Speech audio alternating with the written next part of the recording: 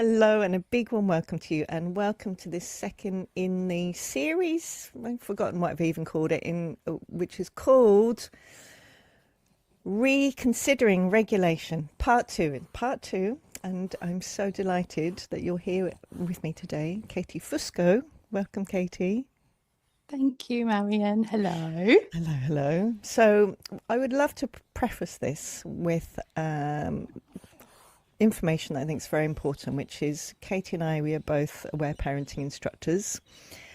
And the conversation that we're having today, we're not representing aware parenting unless we say so. So at some point we might bracket out, this is aware parenting.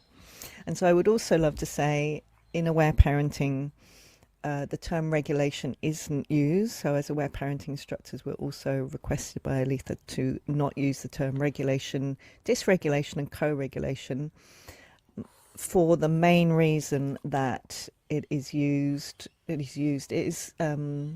included by many different paradigms. They are the same words are used by many different paradigms to mean very different things. So from an aware parenting perspective, to meet needs for clarity and accuracy of understanding, that's why we don't speak or write that term. Katie and I are going to be talking about lots of other reasons why we are inviting an inquiry or a conversation or a contemplation in relation to this word and the offshoots. So we're really speaking in our own, representing ourselves, not representing the Aware Parenting Institute. So that said, welcome, Katie. What would you like to say anything else as well about yourself and where you're standing and who you're representing or anything like that before we dive in? Yes, I would love to. The first thing I'd love to say is thank you so much for including me in this conversation. You know that it is held so deeply in my heart. So I feel so excited and so intrigued about where we're going to go today. So it feels like a real privilege. So thank you. And the other thing I would love to say is that I work in the NHS in England in a specialist perinatal mental health team.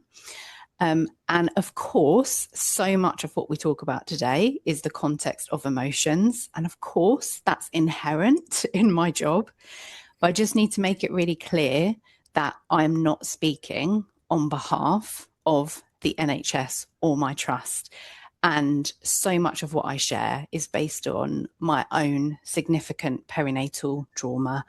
And also so much of the volunteering, peer supporting, advocating, campaigning that I have done and continue to do.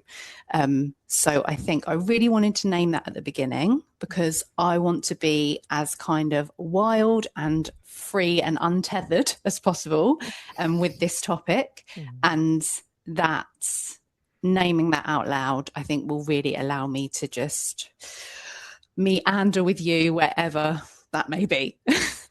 I really love that. Yeah. Yes, I love that. I really have the sense we both really want to have that sense of absolute freedom to speak, knowing that we're just speaking for ourselves, not for anybody else or anything else, so that we can just really speak our, I'm not going to use the word passion. We both have explored this topic independently for a lot of years. We've thought about it, we've contemplated, we've had conversations together. So I think for us both to be free to express why actually this conversation is, I'm speaking for you, very important for both of us. Would you concur? Would you agree that it's important for both of us to have this conversation? Yes, and I have a sense that, again, I'm going to speak on behalf of both of us, but you can absolutely adapt and adjust, what I'm saying if it's not accurate. Yeah. I think it's been a long journey for both of us to find ourselves in a place where we feel safe to speak.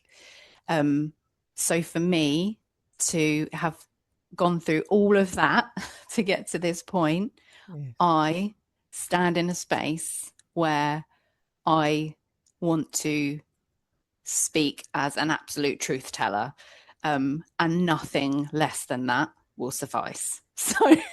So yes, I absolutely, I have, yes. And also, having said that, I would also love to say that I know for both of us that none of this is about standing in a place of us wanting to criticize, judge, shame, convince, persuade, coerce.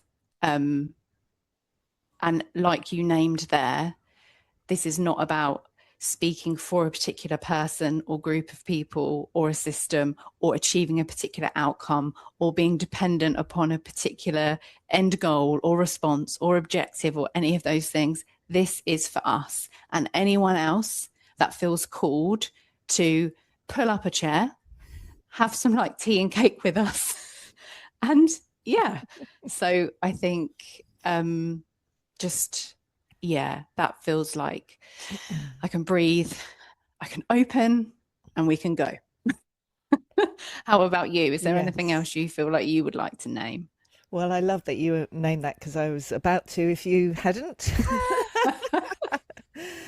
And to me, this is the core of the Marion method work. So I loved how you named it's not about judgment or criticism. So to me, the opposite of that is love. It's actually, for me, about standing in love, from love, to offer love to however anyone feels or thinks or experiences as they're watching or listening to this. And the will part of the Marion method being the opposite of coercion, persuasion, any of those things.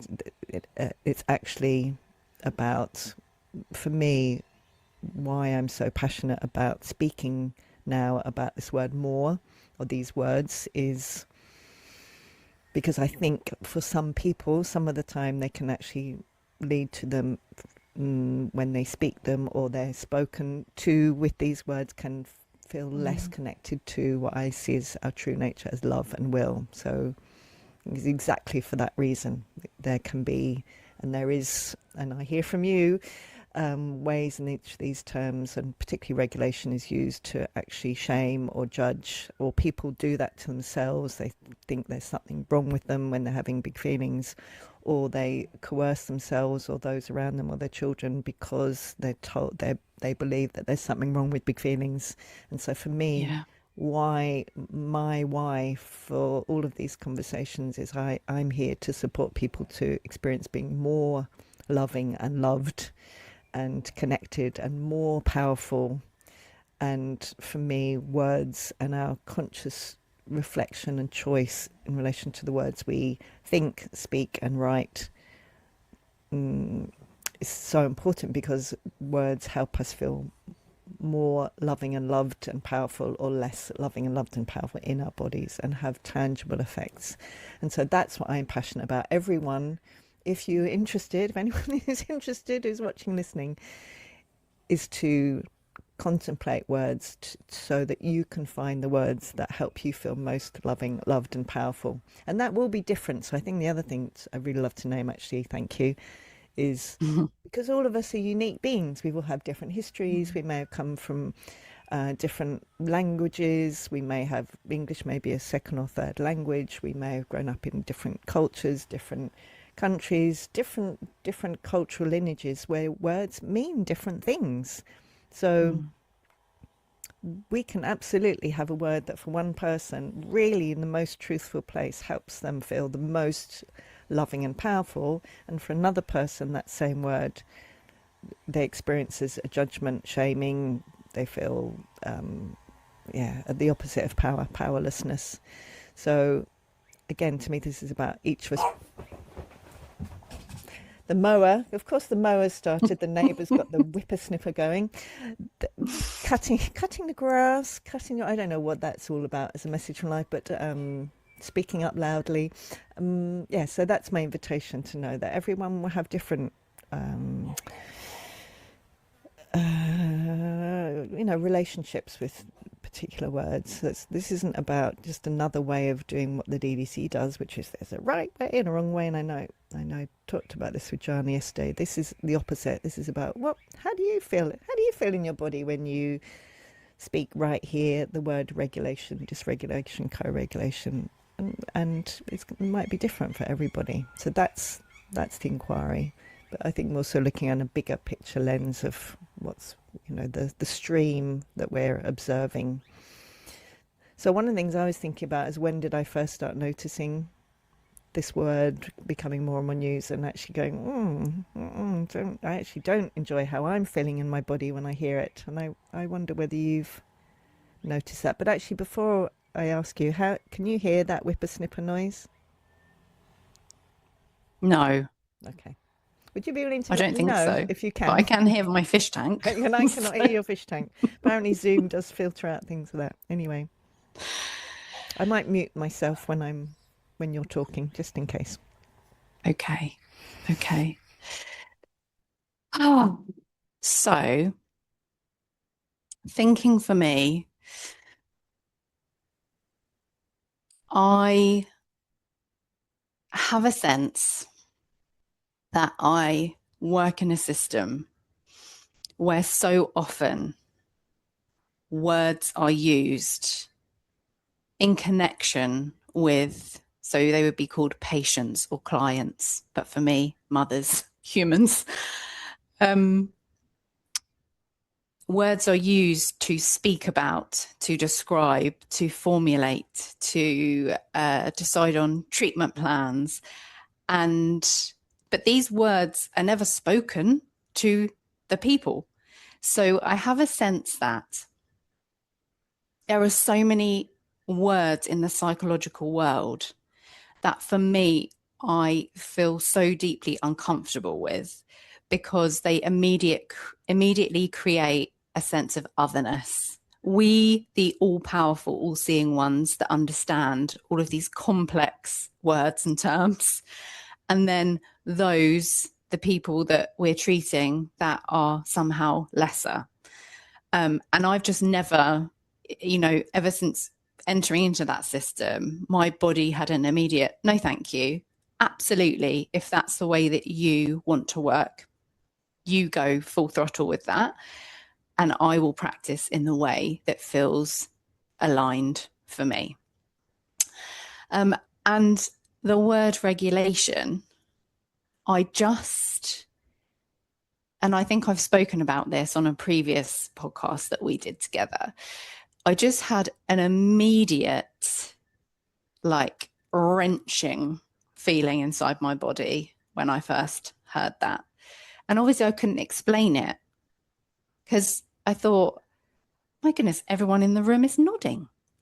Everyone's nodding, this deep, pensive, knowing, all-seeing, all-understanding, collective. This is the oracle. This is the answer. This is the tonic. This is the theory. And I'm sitting there thinking, I feel sick. Oh, okay.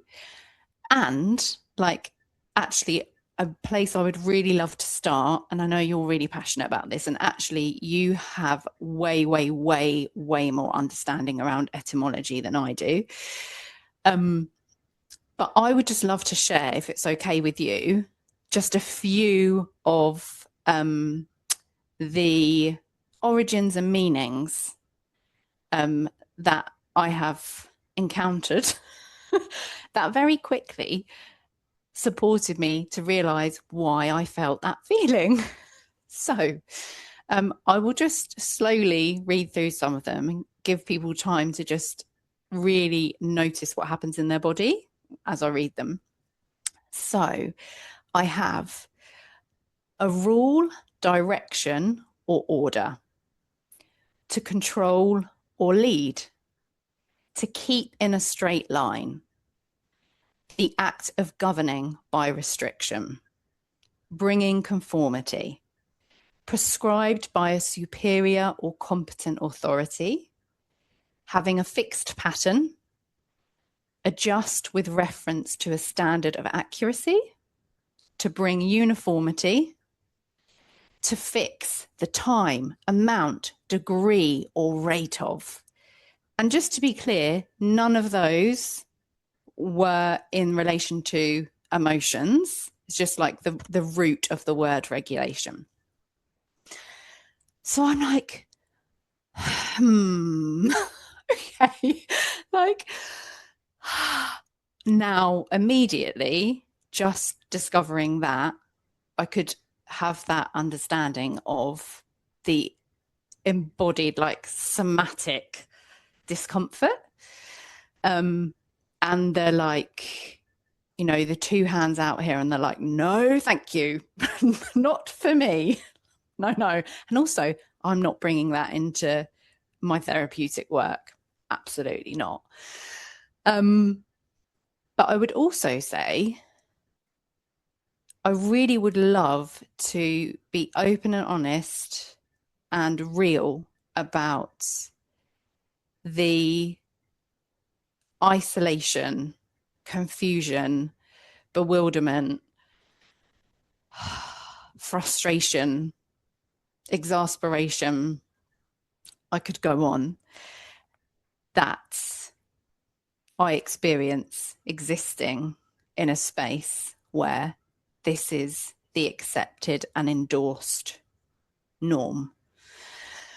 But yes, I knew from instantly, for me, it was an unwavering no.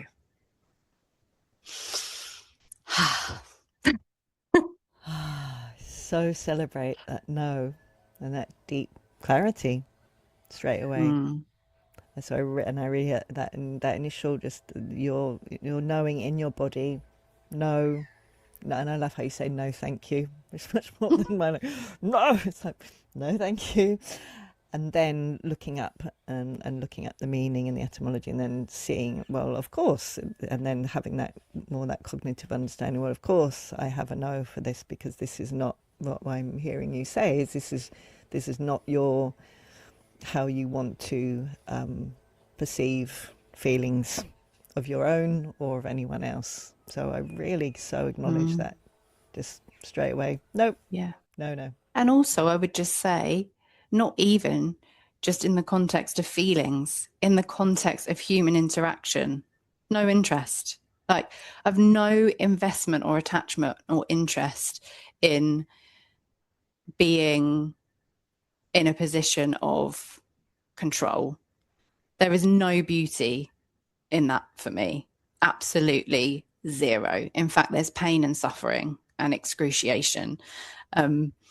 So, yeah, I think absolutely in relation to emotions, but just on its own as a word, it was, and even on its own as a word, but particularly for me, you pair it up with something that is such an exquisite, sacred part of being human. To me, I'm like, oh, I'm trying to think of a word. That is, I can't think of a word that doesn't feel like a horrific judgment. So I'm just going to say, I'm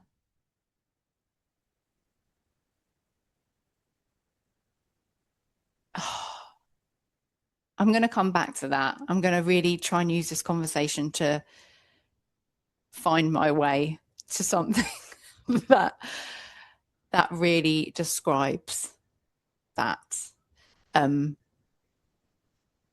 But yeah, I think on it in isolation, it was a no. I was just like, no, like in relation to emotions, you are going to strip everything away that is beautiful and colourful and enriching and life-giving. No. Yeah, and I just remember just feeling this first, like a devastation, a pleading, a begging, this can't be true, and like a denial, and then very quickly a hell no. Like, so that sense of like, I will stand in this position. I will not relent. And I have not, and I will not. It can be a really lonely place to be, though. Really lonely place. Yeah, but today I have my companion skipping down the path, holding my hand. Yeah. Oh, sweetheart, I really acknowledge that loneliness, to be in a place where it seems like, or is, everyone else around seems to very much resonate with or agree with or be accepting, whichever one of those it might be, this particular word, regulation. And for you, just knowing, no, it was a no right from the beginning, and you just, would you say, not going to relent? Like, it's just a no for you, and it will continue to be, and it's something that's really, really important to you. So I just so acknowledge you for really knowing that straight away in your body and then your mind, and being willing to be faithful to that in a world where it seems like almost anywhere where someone can pop in. I mean, I don't know whether you listened to, I know you've listened to some of the episode with Jana yesterday, but to me, I've talked about, like, now my experience is anything on Instagram, almost anything. I can be looking at a post about almost anything, and so often I'm like, oh, I enjoy it. Oh, and it's like about, I don't know, ancient history or something, and I'm just like, there's no way they can put in regulation or the nervous system in here. And I know we're not talking about the nervous system, and then it comes in, and I have this kind of sigh of like, no, I just want to enjoy. I just want to not think about what everyone using the word regulation, and here it is yet again.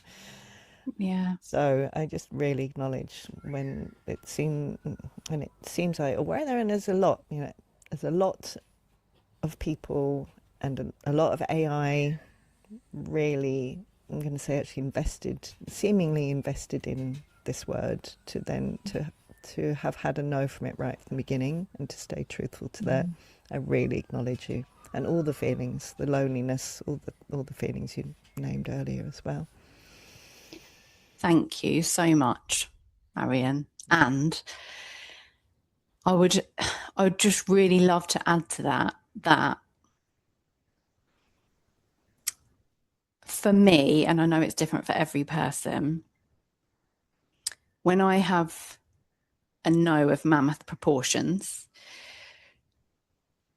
I like to galvanize that by turning towards the thing that I have a no to, and forensically like figuring out, like, why exactly why. So obviously, once I'd looked at the term regulation on its own, just then was like, okay, so why in relation to emotions? And I continue to do this because it continues to be like an amoeba. That was a bit of a judgment, sorry, that just grows and grows and grows and grows, and is being fed and fed and thriving and thriving and thriving and infiltrating. And so I have this sense of, how can I have such a visceral no to something that so many people are raving about? They think it's the answer to the world's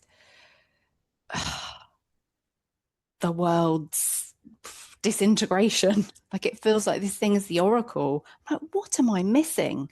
And my instinct is, well, let's see if anyone can convince me, shall we? Like, okay.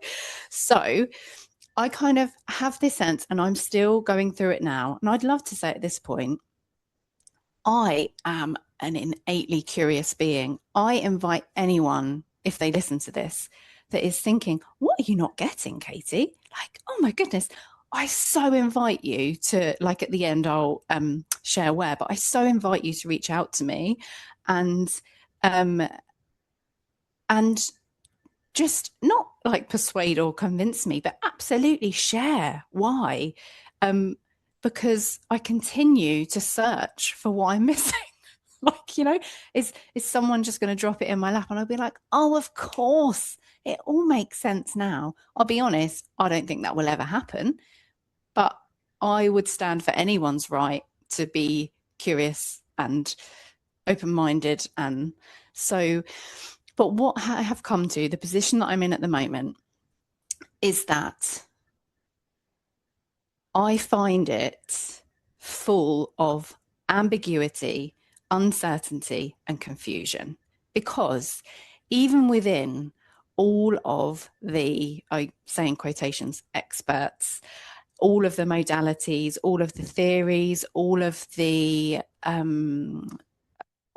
books, all of the models, all of the conversation, there's disagreement. Like, and I hear, you know, obviously it's an absolute range, it's a spectrum. But I absolutely hear, you know, on one end, it being spoken about, and like, again, I've written some words down because I think it's just so important for me to be really accurate. Words like inhibit, modify, modulate, to manage, to evaluate, to monitor, where it really feels like the goal is to rid yourself of any feeling that isn't apparent calm. However, I would also think it's really important to acknowledge there are many, many, many, many, many people that are using the regulation model to actually say this is about welcoming emotions, understanding them, recognizing them, labeling them, and increasing our capacity to cope with emotions. So for me, though, that's one of the issues. Like, when you leave a term, that also is so rooted in what I described at the beginning. It doesn't matter what you pair it with. Like, it's so inherently open for such wide-ranging interpretation, which makes it also vulnerable to manipulation in all sorts of contexts. And I have worked in the education system. I'm married to a teacher. And the things that we have seen in schools in terms of how the regulation model is being used is horrific. And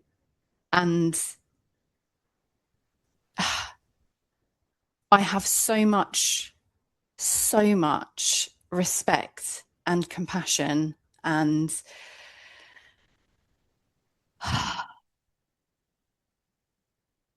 I think like deep understanding for teachers, because I really believe that every teacher goes into that environment with wonderful intentions. Why else would you? It's a really hard job. Yet they find themselves in a system that they have to survive within.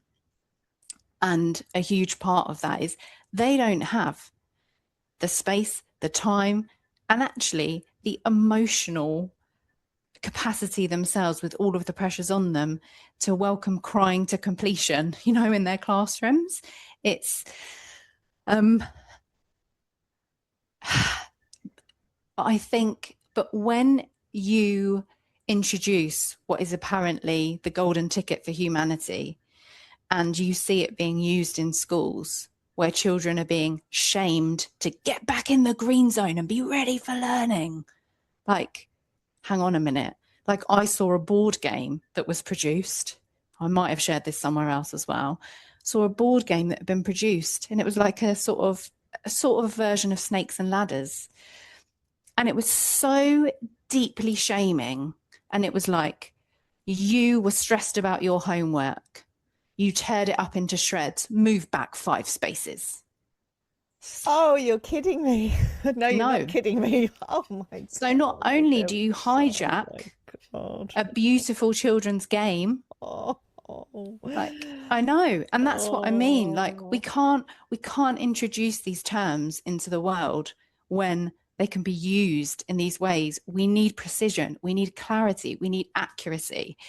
And I heard someone say the other day on a podcast, when I talk about emotional regulation, I'm not talking about ignoring or minimizing the emotions. I'm talking about building our capacity to be able to sit with them and move through them. And I understand that that's much more closely aligned with what we're going to move on to talk about. However, that's a thread within the whole body of work. And I think when I spoke to you the other day, I said, parents are so saturated with information from so many sources. That information is so polarized. And then when you feel like you're panicking as a parent and you're looking for a compass, you're looking for that sense of like, what do you go to? You go to the dominant, loudest voice. And at the moment, that is regulation. And I just have this sense of, this is not the end point, guys. Maybe this is a point in the evolution of our conceptualizing of emotions. Please, we're not settling here. Like, it's time to move forth. Like, we've seen this, and I can't. And I know I said to you the other day, which sounded quite extreme, I was like, Marion, I cannot die not speaking this. But I just had this real sense of I am bearing witness to this, and just hoping everyone's going to wake up. And I think, okay, they need an alternative option. So yes, I think that for me, I really did want to acknowledge that there are some incredible professionals in the world, incredible teams, incredible services doing incredible work. But when you find yourself every time you have to talk about regulation, defining exactly what kind of regulation you actually mean, let's move on. This is not fit for purpose.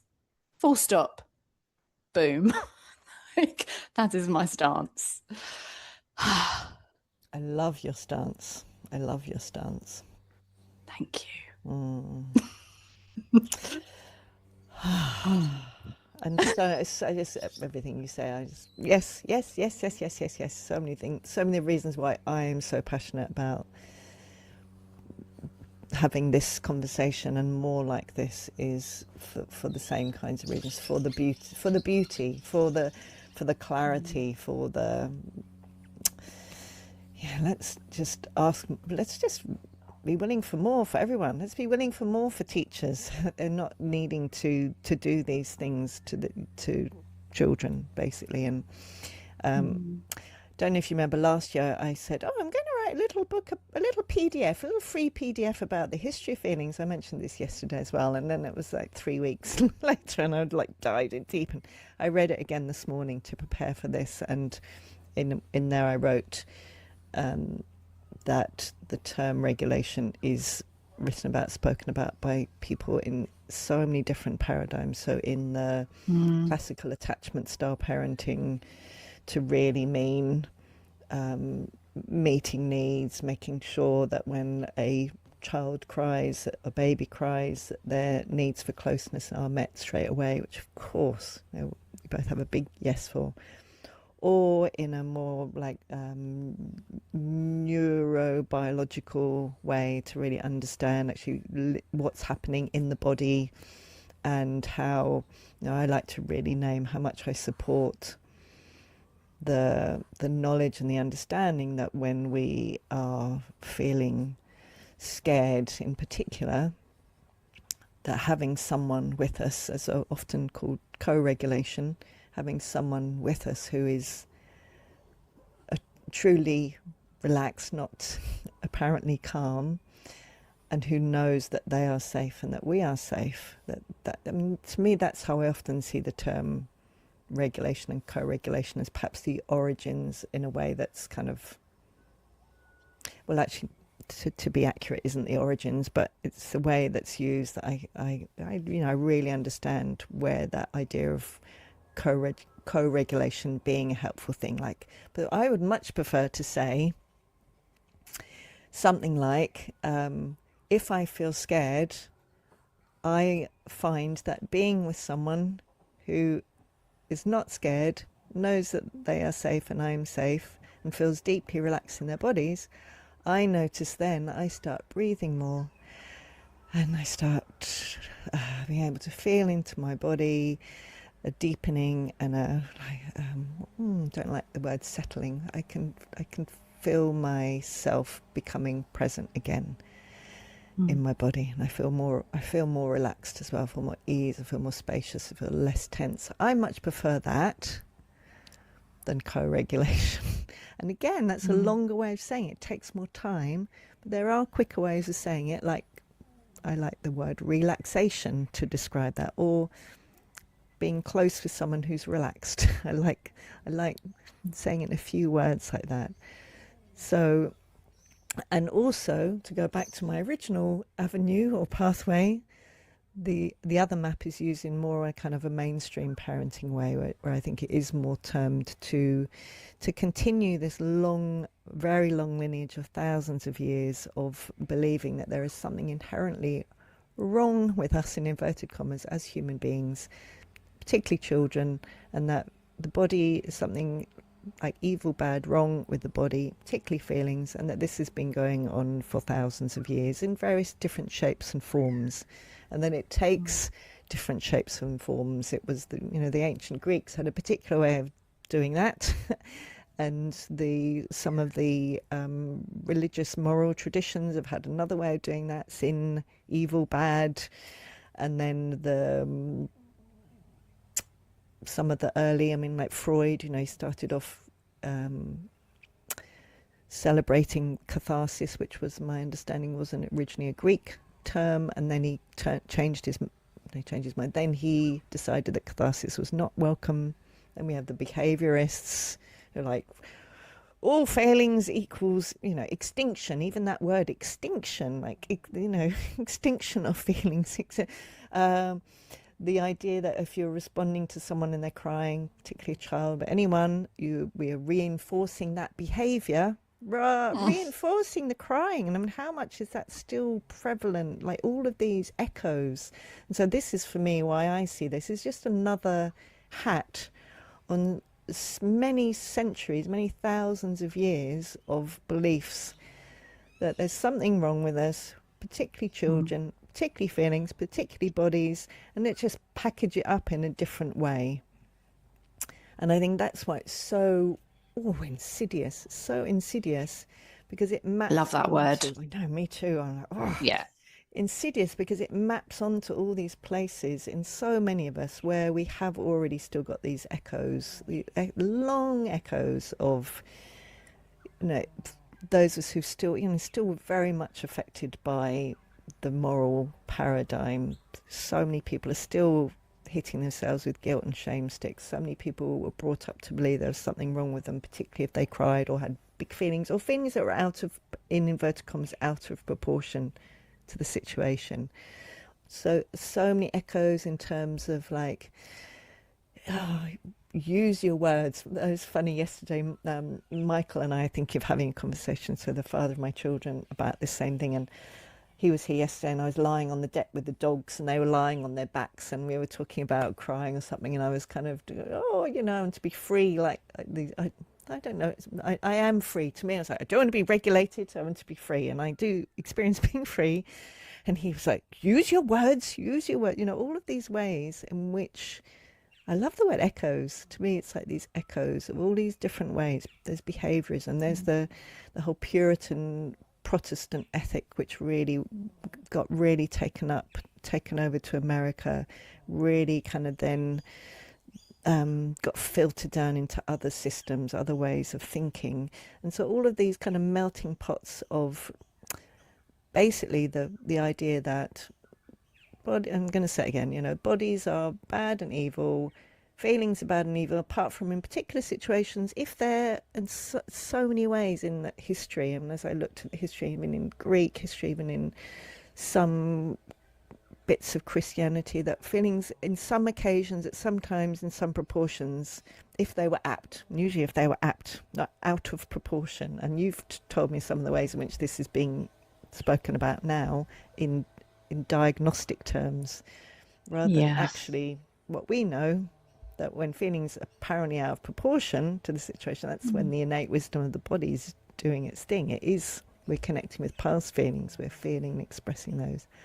So I'm wanting to repeat this in many different ways to see what I believe is this, when the neurobiological approach came in, and so this term was coined by James Gross in the 80s. I would like to go and give one of his definitions. I was going to ask if you're willing for me to do that, but I'm going to go and do it. I trust that you will be.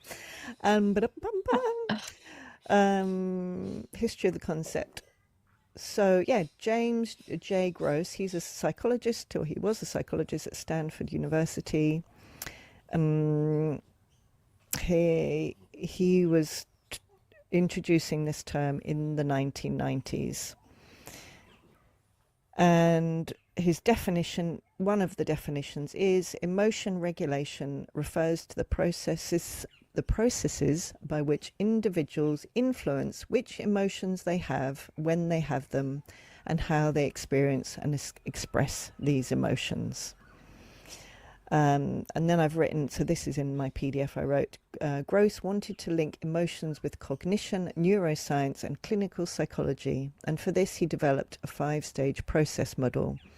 His model distinguished between, number 1, prevention-focused strategies, e.g. avoiding a situation, and number 2, response-focused strategies, and one of those was suppression.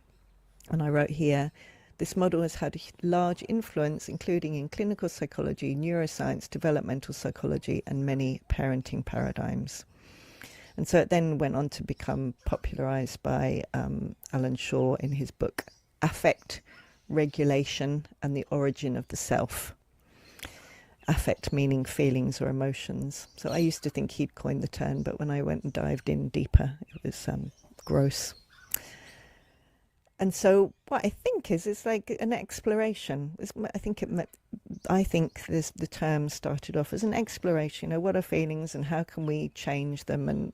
And yet what it's become is, because I believe of all of these echoes of thousands of years of conditioning and thousands of years of beliefs that there's something inherently wrong with us, particularly when we have feelings, particularly when we cry, that then this term has become the new way. And I talk about this so often, Katie, that the disconnected domination culture in the Marion method is so I'm going to say clever. I know that's a judgment. It always has a way of infiltrating, of co-opting, of bringing things around to its own way. So what I see is it's gone, not that it's thinking, I don't think, yum, yum, yum, look, here's a new way, new 10.0 version, actually not going to talk, that's machine language. This is a new way. It's a new way to cloak and clothe judgment of feelings in a way that looks really scientific,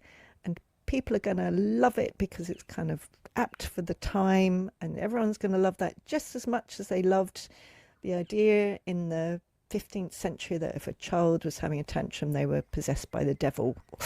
Like, I can imagine if it was a being, which I don't think it is, like rubbing its hands in glee, like this is another way of doing the same thing, but it's more and more subtle. I mean, you talk about a child possessed by the devil having a tantrum, it's kind of obvious.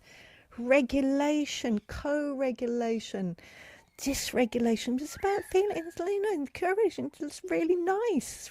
And anyone who's interested in feelings, I see, anyone who's interested in parenting, feelings, healing, wellness, blah, blah, blah, blah, blah, has gone, I think this word might be relevant to me. And everyone else, exactly said, everyone else is using it, and it sounds fairly scientific, and there's lots of research, and neurobiology, this is the new way. I mean, I saw so many people coming in. I don't know about you, but my first experience is quite some years ago, where lots of people started coming in to me and saying, but are you sure all crying, not all crying, but are you sure crying with support is actually helpful? Are you sure it's not re-traumatizing? Are you sure it's not? I mean, this is when I first started to get the sense in the field of these different ways of thinking coming in, because I had lots and lots of people asking me. That's when I also went, well, I know from my lived experience, myself and my children, I've seen observable, with also background in developmental psychology, observation of babies, thousands of hours, decades of experience.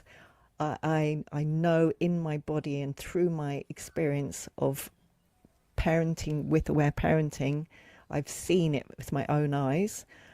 I had a kind of like, well, oh, hang on a minute, I need to go and research this. What's going on and why? And there was like there was quite a backlash actually in like the word catharsis or big feelings in adults and children. I had a lot of people at one point in time, and for quite some period I said, oh, okay, well, I need to go and look at what are they talking about and where are they coming from. And so I did a lot of research, and I have continued to do a lot of research, and I've come back to what I'm talking about now, which is I think it's a very subtle form of disguising an initial desire to understand more. I don't even enjoy the word nervous system, as I talked about yesterday. I don't enjoy repeating the word nervous, and I also see the way in which it's also become a buzzword, where I see a lot of people using it where they actually mean my body, my body, or my sensations, or my feelings. So I come back to, yes, I understand, and like you, I really so support and value all the ways in which people are using it. That is actually really is truly beneficial for the people, for themselves and the people they're helping. And I see all the ways in which it's just is an echo of another way to shame people and to judge feelings and to think there's inherently something wrong with us and our feeling. And I think that's where you and I really stand in, like, I'll speak for myself. I love feelings. I love feelings. I welcome feelings. I think they are what makes us human.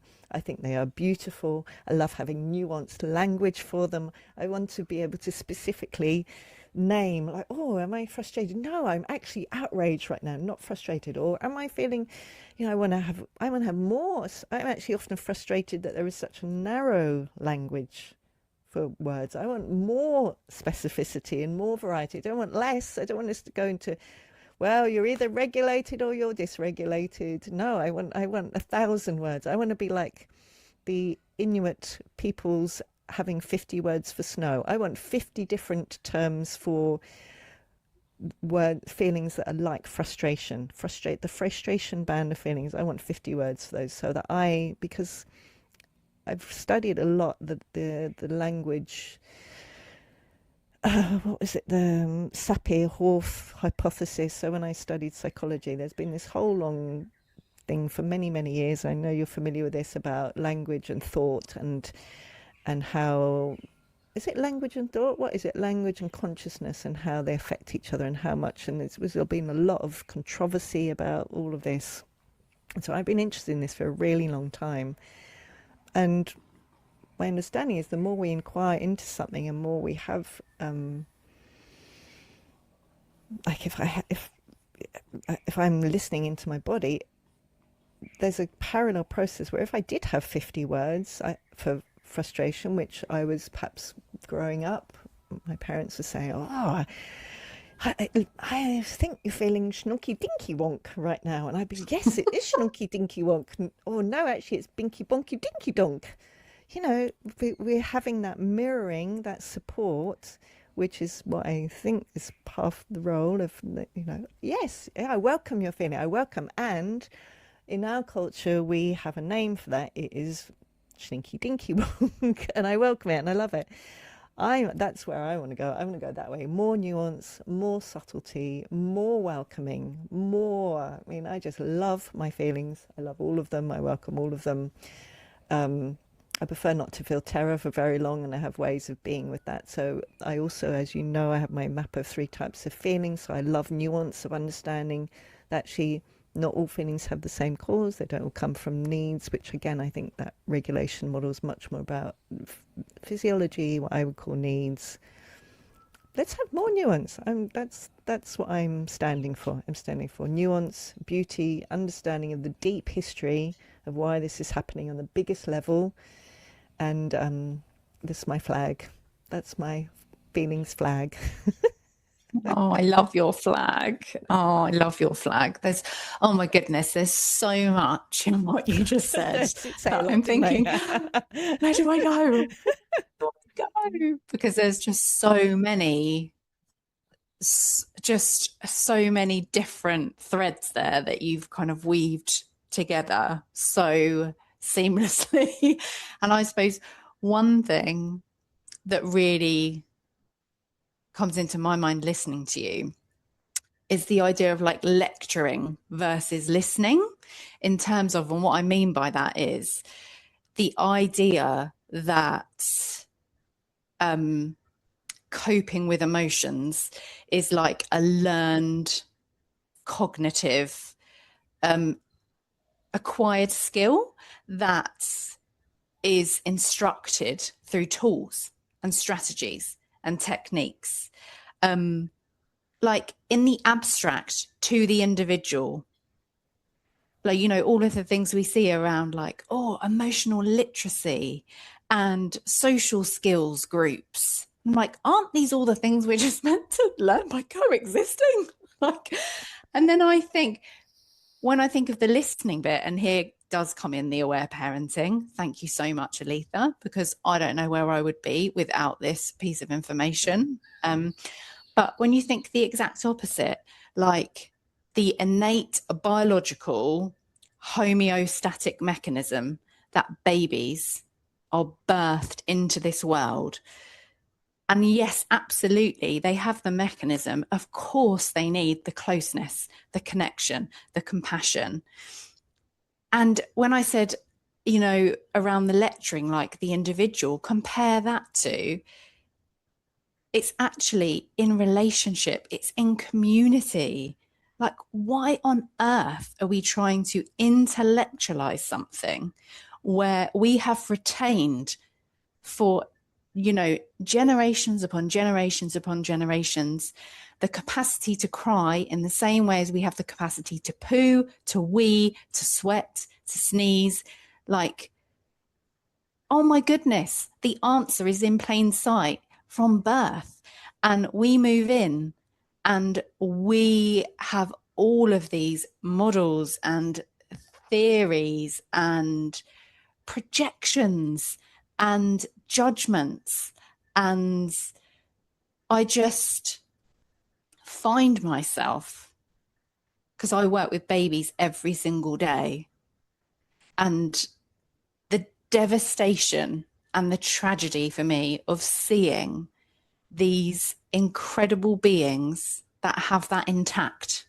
You know, I can work with babies from like days old, and knowing that we're existing in a society and a culture that is systematically from so young chipping that away and moving them away from their actual organic capacity to heal. We don't need to teach humans how to heal. What we're doing actually, and maybe this is a really helpful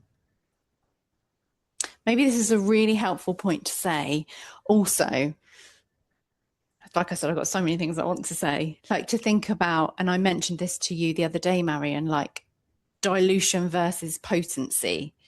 And that's what I really struggle with the regulation model, because it does, in many versions, maybe not all, but in many versions, it's really focused on both the intensity and the duration of the emotion.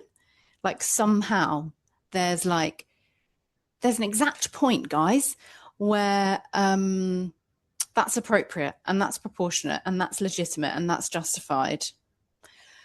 But as soon as you cross over that, do not cry too loud, do not cry too long. And I bristle when I hear that word appropriate. I imagine I just heard that so much. I think the thing, yeah, absolutely. Because the thing for me is, I don't care if something's appropriate or not. I care that in that moment, that human has all the ingredients they need to actually be able to dive into and swim and just exist in exactly what's coming up for them, so that they can actually experience the message, the invitation, the opportunity. And again, for me, the devastation and the tragedy is that I feel that so much what we're trying to teach children is blocking their capacity to heal. And I find it really hard to speak that, because I'm a healthcare professional and I know why I went into that role.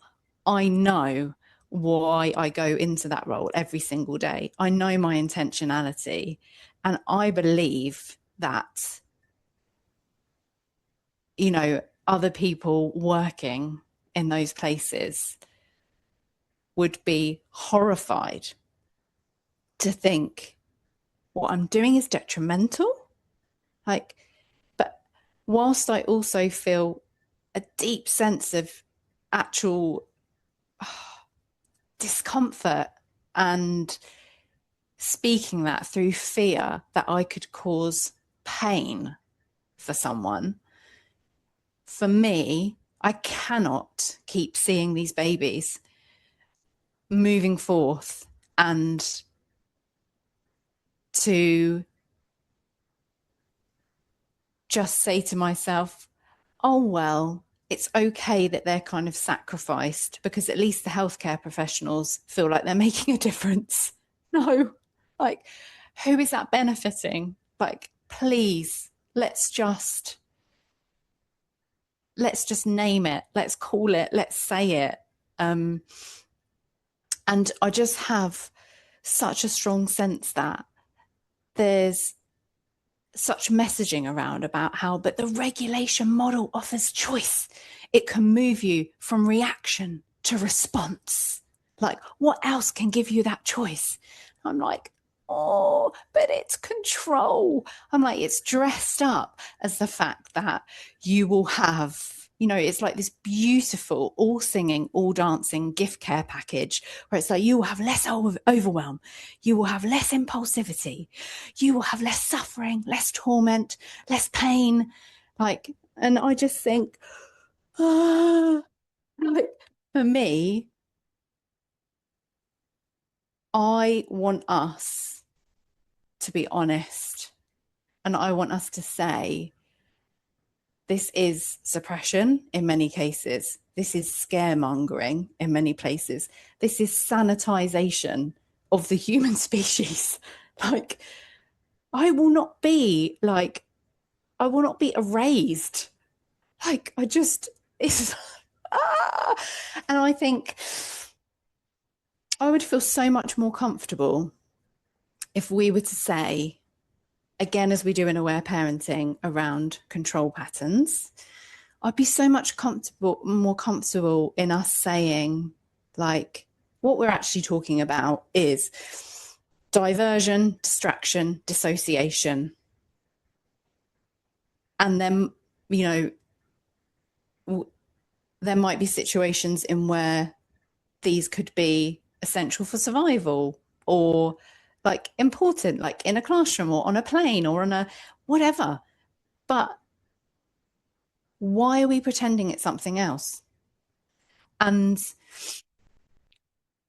I feel my heart is and I think yes, for me, linked into this, I've been coming clearer and clearer and clearer and clearer on the academicizing. And I love that you said that Michael was playing around with use your words. And I'm like, because if you think about, I don't know how it is in Australia, but in the UK, talk about talking therapy. I'm like, you cannot talk yourself out of trauma. Like, I'm not diminishing talking, bringing reflection, understanding, like such a detailed piecing together of our story, the intergenerational element, the lineage, that can be a revelation. But why aren't we calling it crying therapy, sobbing therapy, wailing therapy, like howling therapy, weeping therapy, screaming therapy, shouting therapy, roaring therapy? Like, why we are blocking healing? And we're doing it from so young. And I have really, really noticed that, to me, it feels like we are trying to move the human species from when they're days old out of their hearts into their heads. And whenever I look at regulation, the thing that keeps coming up and over and over and over and over again as like the endorsement is that you will learn to respond to like people, situations, events in appropriate and adaptive ways. My big question is appropriate and adaptive for whom? I'm like, for the DDC. For the DDC. For the DDC. For the DDC. And I just, that was a bit of a rant and a rave. I got on a bit of a roll. Love it. Like when you listen to me, I was like, oh, the response, and I was like, oh, yes, no. Oh, I love it. I love it. And I want to hear more, and also want to respond, because when you talk about babies, and I think we have to share Marion, love, don't we? Because babies. When I hear you speak, I connect with actually so much grief and sadness that we basically live in a culture, the DDC, which I called it that deliberately, disconnected domination. Disconnected. The first aim of the disconnected domination culture is to disconnect people from themselves. And when we live in a culture that people, and this is the thing that's so painful, isn't it? I know I'm going to weave through 10 different things here. Like, as you say, everyone, the teachers, the health professionals, everyone is the souls, people going out to contribute, the loving desire to contribute, and yet moving through a filter of conditioning that actually turns that contribution into something that actually disconnects people from who we really are, that leads mothers to judge themselves if their baby's crying, rather than understand. And again, I want to acknowledge Aletha Salter and Aware Parenting, that babies heal from stress and trauma through crying in arms, always in arms, always in arms, always in arms, always being held. Children with loving support. And when we, exactly as you said, I'm just saying it with my own way of saying it, when we fundamentally, right from the beginning, believe that there is something wrong, or that every reason for crying from a baby is unmet needs, and very soon that if a baby's crying too much, in inverted commas, there is something wrong with them.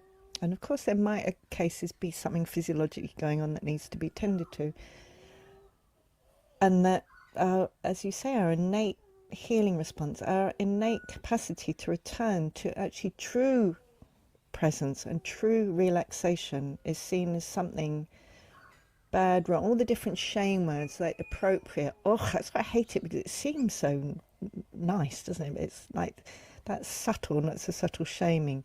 When we basically say there is something wrong with the facet of us that helps us most return to true presence and true relaxation. And it's in disguise, like it's disguise, all that and again, absolute compassion for all the reasons why we might need to dissociate or suppress. But if we're clearly saying that, right now, I need to dissociate from my feelings and I'm choosing to do that, I'm suppressing my feelings, or my child's, wonderful, as you say, that's accuracy, clarity, honesty, truth. We know what's truly happening, but there's something about this disguise that I have the biggest no for, is like, that this is disguised as helpful. I feel disgust. I feel disgusted that we have acquired this consciousness that what actually brings us back to our deepest, truest relaxation. We're sold something that will actually take us furthest away from that. Because when we prevent crying and we prevent the fullness of our feelings, actually means we are less relaxed, actually. We're less present. And again, of course we need to do all those things. We've grown up in a culture who's taught us that we've all got a bazillion suppressed feelings. Of course we need to do that. But that's what I really wanting to speak to, and I think that's why this conversation is so important to me. I really value seeing clearly what's going on, and with unconditional love for why so many of us, that's our lovely little Harold the water dragon. Hi, Harold. Sense the water dragon, that connection with the ground, the connection with our bodies, the connection with our innate wisdom. Our bodies are so wise. Our bodies know what we need, and that's why I love aware parenting. Again, thank you so much, Lee the Salter. From an aware parenting perspective, babies know and children know what they need, how to learn, how to heal from stress and trauma. And we are taught this, I want to swear, bullshit. Yes. Yes, I love your swearing. With a Y at the end. That is pretends. That's what I hate about it. I really, it's why I have a no for it, because it's the pretending. Let's pretend that this will help us be more happy and more fulfilled and more satisfied, when all it does is continue a paradigm, a system, a culture. That's all it does. It does not actually benefit any individual human being. All it does is it helps us fit into a culture and a system, which then helps that culture and system continue to thrive. It's doing everything that's going on in the world. This is a result of this DDC. It's doing exactly what it's designed to do. Wars, horror, all the things that are coming out at the moment. I mean, those are the results of the DDC. And what happens? The DDC needs to function by telling us that if we have a feeling, there's something wrong with us. And there's something, we're overreacting, we should be ashamed of ourselves, we should, all of that bullshit. When actually, if we were, and the more and more of us who see this, that we actually go, hang on a minute, there is nothing wrong with me when I have big feelings. There's nothing wrong with me when I feel completely full of grief and sadness. There is nothing wrong with me when I feel absolute outrage. And actually, those are the most apt feelings to be feeling living on this earth at this time. Those are apt responses. And if in one moment everyone got free from DDC addiction and realised that, of course, they're feeling all the feelings they have, those are the most apt responses to be feeling, unless they're guilt sticks or shame sticks, which they've just learned, the DDC would collapse, because we'd all turn around and go, actually, oh, you've been tricking me to believe there's something wrong with me and my child and that person over there. And actually, the system is awry. The system was never designed to benefit human beings. The system is never designed to benefit animals, nature, if you call it nature, whatever, trees. We say no. We're standing up to say no. Our rage is apt. Of course we feel rage. Of course my 5-year-old is having a tantrum that is an apt response. That is an apt feeling that's helping them heal from stress and trauma. And actually, it's apt to feel rage when you're being told what to do all day, every day. Rage is the apt response. And no, let's not put a diagnosis on them. Let's see, this child is connected to their inherent wisdom of their nose, in my language, in the Marion. So I'm stepping outside of the aware parenting model now, and I have been for some while. Just no. Yeah. Let's see, let's actually pull. And so I think the invitation here is, for anyone who resonates, does this resonate with you? Do you actually see, oh, maybe there isn't anything wrong with me when I have big feelings? Maybe it's not that they're inappropriate or I have some disorder. Maybe these are apt, and it's just the cultural conditioning wants me to believe there's something wrong with me, because then I will shut up, go and have 50,000 years of therapy, shame myself until forever, pass it on to my child, and the system can keep doing its own thing. I don't know if any of that was clear, but it was it was it was with feeling. It was with feeling, and that's what I care about. I trust there's some clarity there. There was absolute clarity, and there was fierceness, and yeah, such power in your no. And what really stands out to me is, I think both of us really stand for babies, and both of us really stand for the baby or toddler or child or teen inside the adults that we also walk alongside. And I think for me, that is something I find incredibly agonizing, when adults are having big feelings and they are stigmatized, they are pathologized, and not in every case, but often they may be having enormous feelings as adults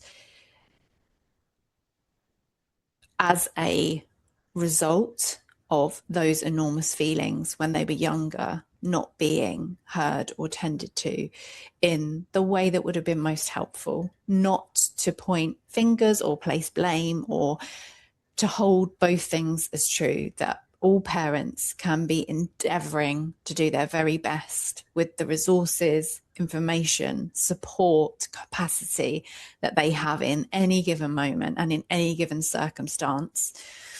And a child can also not be receiving what is the most helpful thing for them. And that is what I find so often when I speak to parents, and they will say to me, and I always feel like I'm so in awe of what a parent can manage in one generation.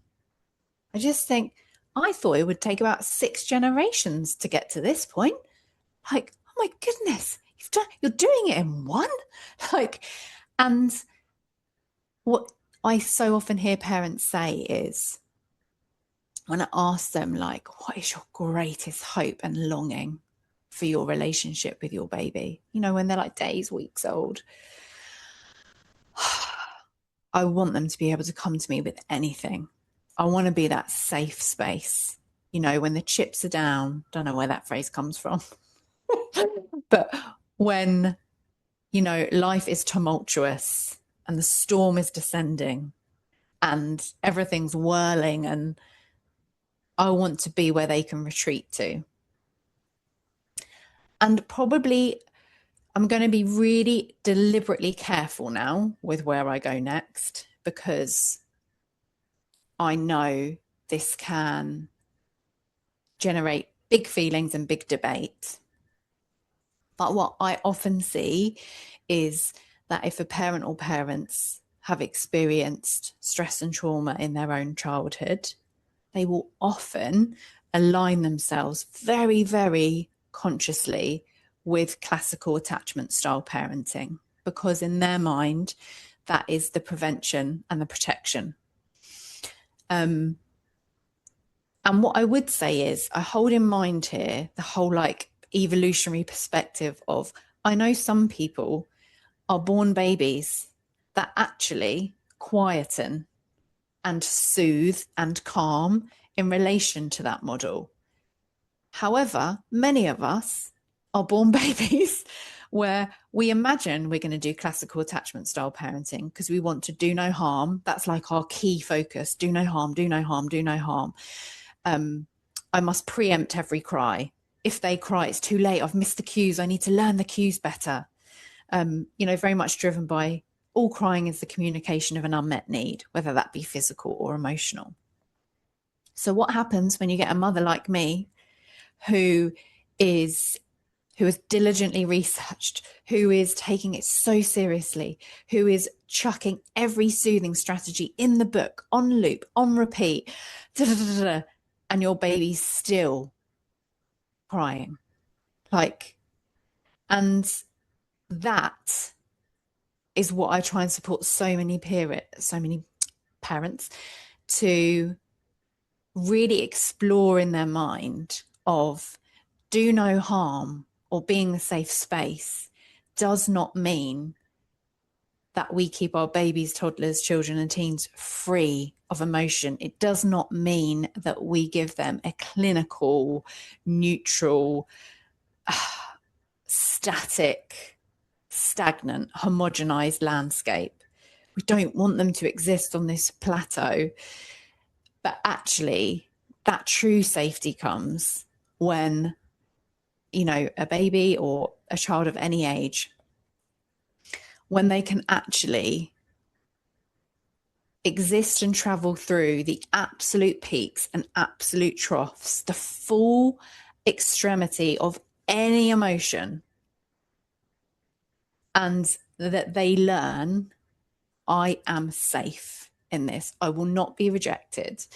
Love will not be withdrawn. I will not be punished. I will not be humiliated. And I think that for me is also why this information is so important, because I see the most heroic, courageous, just beautiful parents all the time. And they are being offered information that is not supporting the objective that they have around, I want to be my baby's safe space. And it's really hard for me to speak this because I did this for however many years until I found out this information. I did not want my baby to have any feelings. Any feeling to me was a failure. So I do not speak this flippantly or like I'm just plucking it from the sky or as if you should just receive this information and it has no impact. I know and live the pain of this.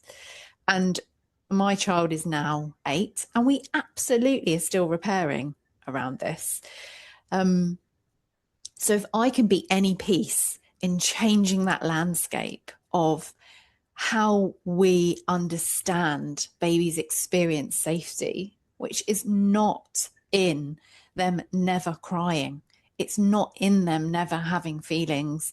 It's actually in them, us giving them the most beautiful gift, which is that every feeling is survivable. We are safe and we are loved and we belong. And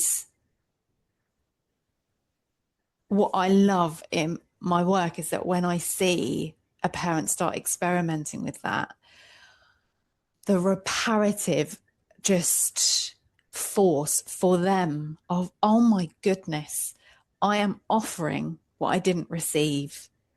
And yes, the grief around that and a lot of other feelings that can come up, but they feel it. They feel their baby saying to them, oh, you're there. Thank you. And it's just, we are doing parents a disservice by allowing parents to be told and believe that there is a neat and tidy and exact measurement of, you know, like the top and the bottom of an emotion, and we need to be up regulating or down regulating or reducing this or increasing that, or please can we stop scrutinizing babies? Please can we stop scrutinizing toddlers? Please can we stop scrutinizing children? Can we just celebrate them in the fullness of what they are, because they are here to show us and we are not listening. Well, some of us are. Some of us are listening. Yeah. And I really want to say, just as I end that, there is no judgment there from me. I was that parent. I'm still that parent now because I'm human, and there are days where I'm like, I cannot listen. Like, I cannot listen. And this is not an exact science. But it's just, you know, I could literally cry and cry and cry for hours and hours and hours and hours about this. And I think the other thing I'd love to say in relation to that is, let's remember our place in the lineage and what's gone before. And I absolutely know that I am, as a parent, as a mother, I am holding in my mind every single day, I want to be his safe space. And I also know I'm not achieving that in every second, every moment. I also know and can recognize all of the ways in which I'm doing it differently to the aspects that I received that did not feel helpful or enjoyable.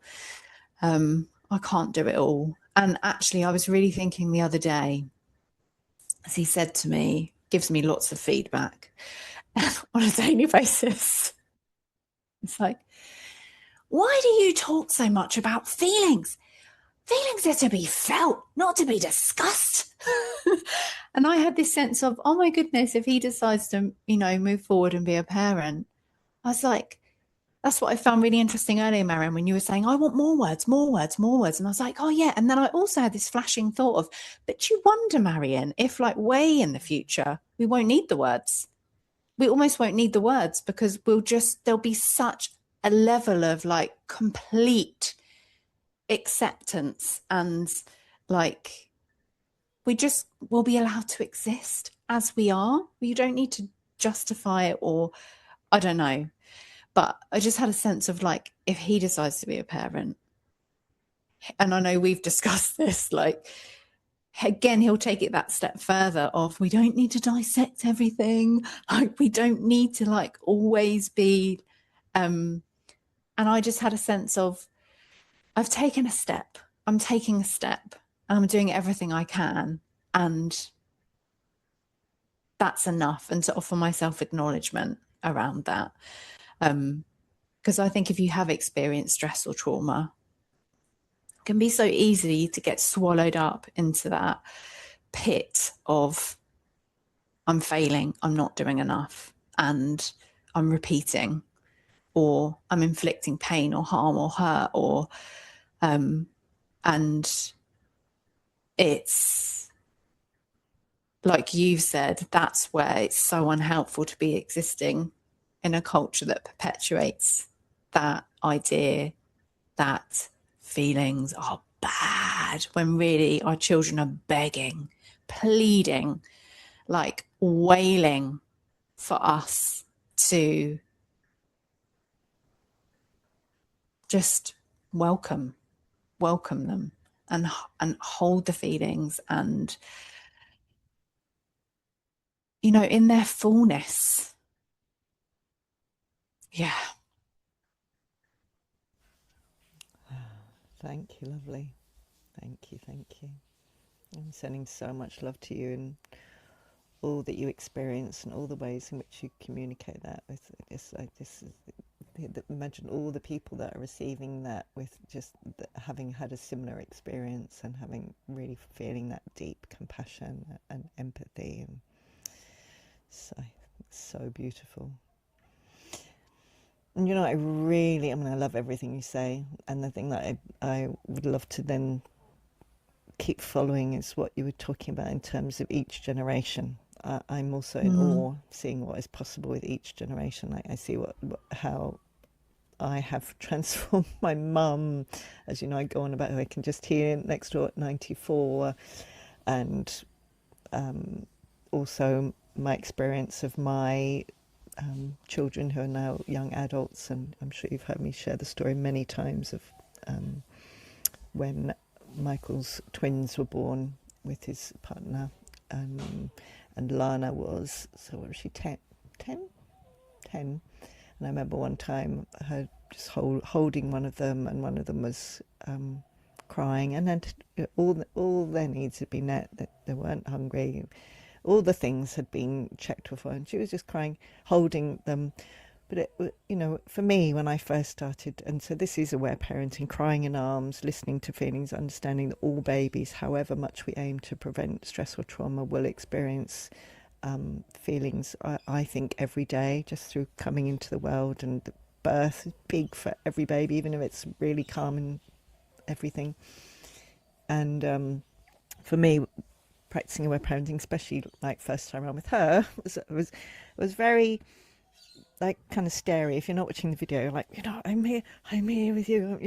I had a bit of that kind of quality, especially because of my experience being so different, being in an incubator on my own. I was like, I really wanted her to know that I was there and I was listening, and she was safe.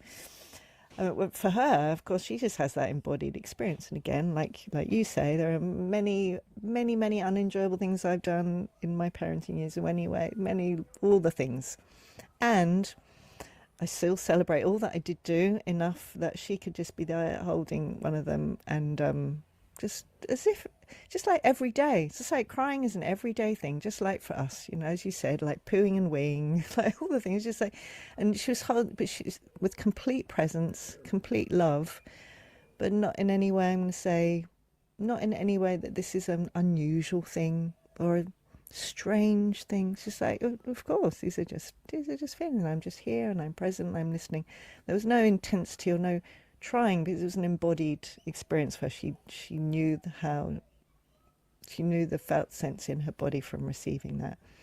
And I remember that there was other people around at the time, other friends, and one of them just clearly saw her doing that one time and just kind of took the baby away, literally kind of grasped the baby out of her arms, because like, she's not jiggling and rocking and intensely like scared of feelings, basically. So I wouldn't really want to speak that in terms of like what is possible, in terms of how quickly change can happen. And the other thing I really like to name as the kind of counterpart to that is, in my map, the way I've come to see it is that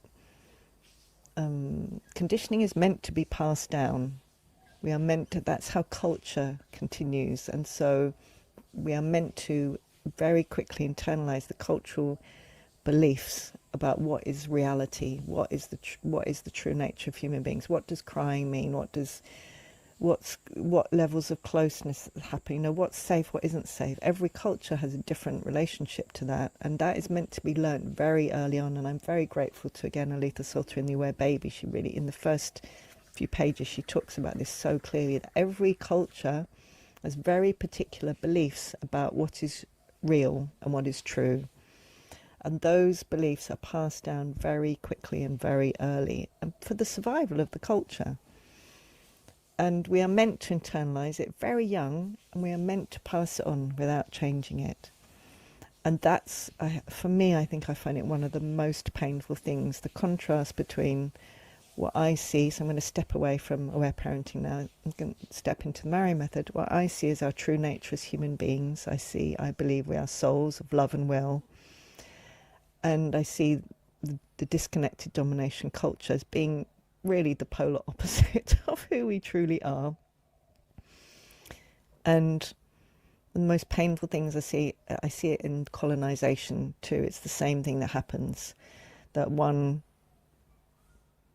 a group of people who were also once traumatized in these ways, like every person once had an indigeneity, a deep, I believe, in my belief system, we all originally had a deep, true connection to the place we lived in, a sacred belonging. I'm probably going to cry. A sacred belonging, a deep sense of interconnectedness with all beings, not just humans, but humans that we could communicate, I imagine, probably in a way that we would call telepathy now. It's interesting, the telepathy tapes coming out, that we listened, our bodies were so in tune with the place that we lived in or moved through, because we were moving, hunter-gatherer moving peoples, but that we would know when to move, when the storm was coming, when there were, all the things. We were so connected. And something happened, and it's my kind of life's, not mission, my life's exploration to understand what happened to us, that we got disconnected from this. And to me, and at some point, all of us were I'm going to say, colonized to disconnect from that. We were powered over, we were coerced, we were forced, we were punished, we were shamed, we internalized that, and then we went on. The aim is to pass that on to as many people as possible, because the culture wants to continue. The culture is a consciousness, it wants to continue, it'll do everything it can. I'm saying it, I like your term amoeba, I see it as like an amoebic thing that just wants to live and survive, like all things. And so through colonization, people will go and do horrific things, and have done horrific things all over the world, over and over and over and over again, to impose those set of beliefs that they believe are true, and so often in the guise of believing that they are doing something helpful, that the poor beings who have different beliefs about reality to them are deluded and need to be shown the way and what's true. And that happens, doesn't it? Often happens through, again, very quickly, that these people who've been colonized will then often take up the religion. And of course, they needed to survive. And in some ways, often there's an undercurrent where their origin is kept. Like I'm thinking about songs or languages that are taken, but there's a spark that's kept within this force. So to me, what I really love to name, which I think so much of what you spoke about, is that of course it's hard. It is hard to get free from this conditioning, because we are not meant to. And in any healing culture, in any culture that is about connection and trust, and that lives in harmony with all beings, that is a beautiful thing. The culture keeps going. Yay! It's ways to support and live in that culture and that land and that place. But in a cultural conditioning that is the opposite of that, the contrast between who we most truly are and what we are taught to believe we are, to me is devastating.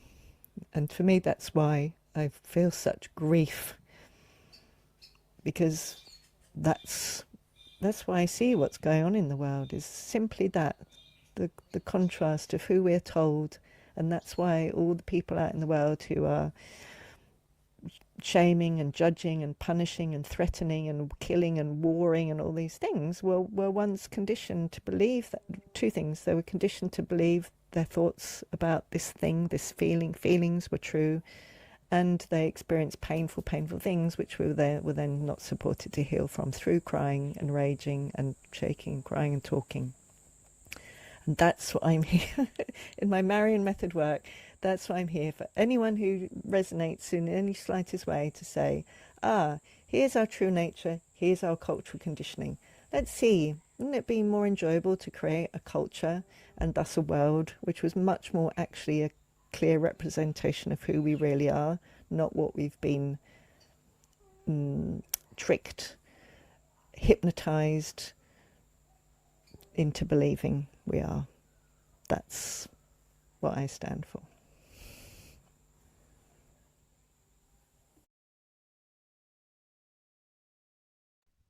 I was muted, sorry. I was saying, I love your tears so much, and thank you for your tears, because I think and your grief, like, it is devastating. And every time we grieve and every time we mourn and every time we cry, and just have a sense of that is what stops us getting stuck in the bewilderment and the injustice and the just horror. Like, if we don't grieve, if we don't mourn, if we don't cry, we become immersed in that. And as you always say, where's our power? And I think it's so true that I have this sense of that, because this disconnection with our own feelings happens from so young. Of course, as humans, we can then move forth and inflict pain and suffering on others, because if that connection stays intact from when you're a tiny being, we are an interconnected web. So whatever you feel, I feel. It's a reciprocal, synchronous, intuitive process. But as soon as the disconnection comes in, that is when we are able to say things, do things that create a level of unimaginable suffering. And again, I think I loop. Oh yeah, go. You say go. To me, that's disconnected domination. That's why disconnection needs to happen first in order for people to be able to dominate over others, hurt others, harm others. So I just wanted to quickly say, please, I'm loving listening to you, and I really wanted to add. Yeah, absolutely. And I remember hearing you explain that for the first time, because for a long time I'd only heard you say the whole term and the DDC, and I hadn't actually heard you describe why one D becomes before the other D. And then when you did, I was like, I feel like I understand the term so much more now. So yeah. And I think I loop right back round again to, please, can we stop trying to teach, instruct, and intellectualize empathy? We cannot keep saying to children, how would you feel if, like, and I had an experience, it's a really like random, but it's just come into my head. I had an experience of this last night, actually, with my son. And I've deliberately not done that. For many, many, many, many reasons. And it's taken a huge deal of trust to think the hundreds upon thousands of times I move in with empathy will at some point translate into him having received that enough times that he can then offer that without being taught, without being pressured, without being, you must, or it's polite to, and yesterday we were laying in bed and he looked at my face and he said, your face looks different. And he said, are you cross? I said, oh, I was like grimacing, like, I said, am I doing this? And he said, yeah. And I said, I definitely don't feel cross. What else could it be? And we went through a little kind of meander and then he got to pain. And I said, yeah, I am in pain. He he said, where are you in pain? And we've been like talking a lot about like eggs and sperm and babies and anyway, I'm like ovulating. So I explained to him that I'm having some pain in that area and I'm releasing eggs, and we just spoke through it. And he took his hand and he put it on my face and he looked right into my eyes and he just said, not with any sense of I'm responsible for your feelings, but he just looked right into my eyes and he said, I'm so sorry you're in pain. And he really, really meant it. And he didn't need anything back from me. And then he put his hand on where he thinks my ovaries are. That wasn't quite accurate. And I was just like, wow, I don't receive that from adults. So I receive from adults a sense of, oh, Katie's just said something that probably might be a bit upsetting or cause some kind of sensational feeling for her. The polite thing to do is acknowledge, like, but I was just like, oh my goodness. And it was this real full circle moment of actually, if I'd have tried to teach him that, that is not what that moment would have looked like. So I'm just starting to see all of these examples, and that are just confirming to me over and over and over and over and over again, this is not a teachable phenomenon. And the whole time we continue to persist down that path, and I would say it's ramping up.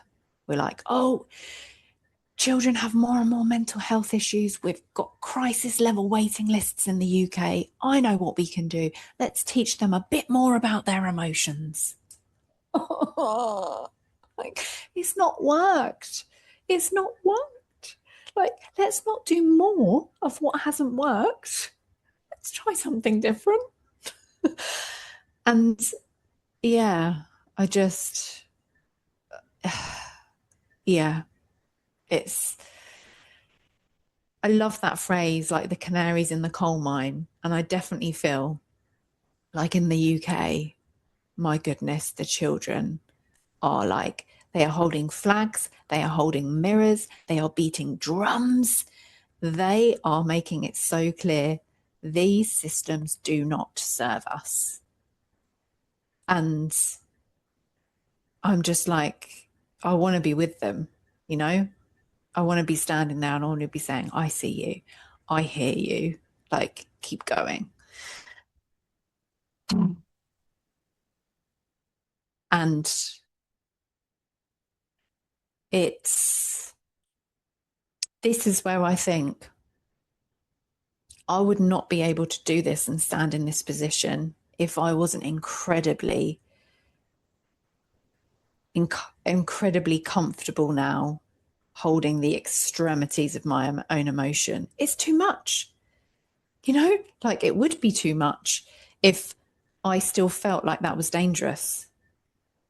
But I know now that it's in the absolute extremities of my emotion that I find my callings, I find my fierceness, I find how I can be bold, how I can move freely. And if I spend my whole time trying to keep myself within this beautifully contained parameter, I will never even know who I am. And I definitely won't know who my child is. And yeah,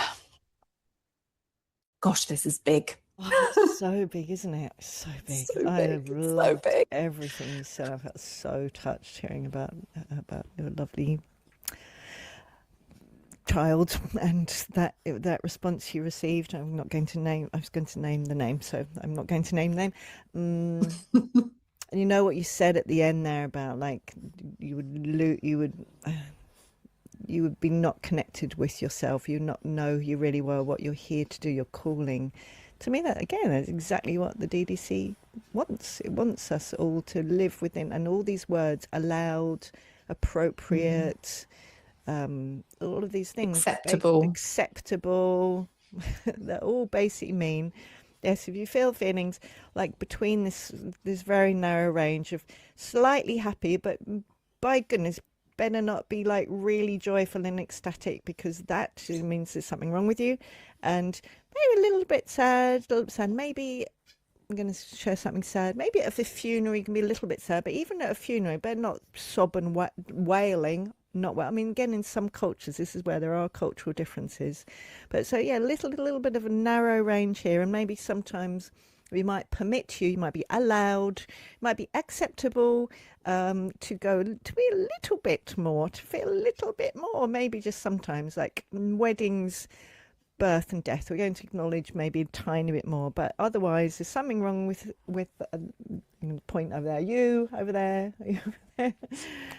Whereas it's the exact opposite, as you say. It's actually through, and I just loved everything you said, through, as babies and children, having our parents being able to, this is my way of languaging it or saying it, is the more comfortable we are as adults to be present with a wider range of our feelings, the more comfortable we are to be present with a wider range of our child's feelings, and then they internalize that they are not only safe, that they are deeply and unconditionally loved. I mean, that is the essence of unconditional love.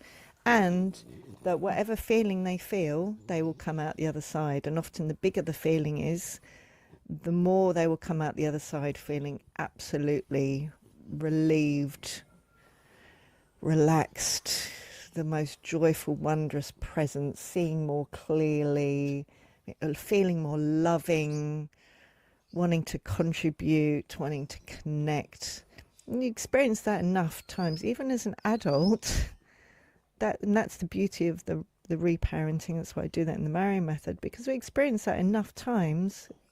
We get it. We get it. Oh my gosh, I am unconditionally loved. And again, that's what I would say is one of the things I think is most painful about this contrast between, again, in the Marion method, our souls and the DDC. Is, I would say, most, just about all parents, and unless they've gone through extreme trauma and pain themselves so much that they're not able to feel this longing, they want to love their child, and they want their child to feel unconditionally loved. And unfortunately, I'm not going to say unfortunately, the way children think that they're not unconditionally loved is by not having their feelings welcomed. That's one of the ways it happens. So we see it, don't we? And you've seen it, we've seen it, I've seen it. All my years of working as a psychotherapist in the 90s, and that's one of the things that brought me to this, is how many people as adults are still longing for love, believing there's something wrong with them, and just still longing for their parents to love them unconditionally, because they were basically told that there was and not because the parents didn't love them, because the parents were conditioned to believe that love means these things. And that's, again, the deception. That's what I really don't enjoy, because, I mean, it takes away one of the most beautiful things that we get to experience, isn't it? Like really loving another human being and loving them unconditionally, which means whatever they feel, whatever they think, whatever they do. And yes, we might have in the Marion method, our no's. You might say no to certain things, but to be able to love someone, whatever they feel, and to be able to receive being loved, whatever we feel. I mean, isn't that kind of part of why we're here? Yeah, yes. And I think that almost brings me full circle to, in the beginning when I said, I will not allow regulation into this therapeutic space.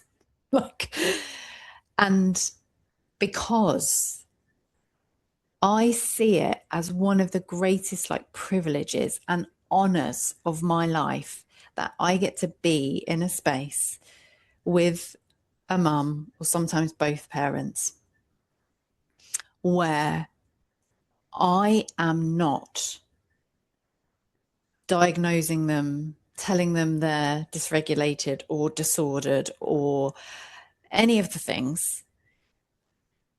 I get to be alongside them when they have the big feelings that are accumulated from their childhood. And I get an opportunity in that moment, in that like sacred, like pocket or bubble of time, to offer a reparative experience. And I have seen the power of, even when they receive that one time of, oh,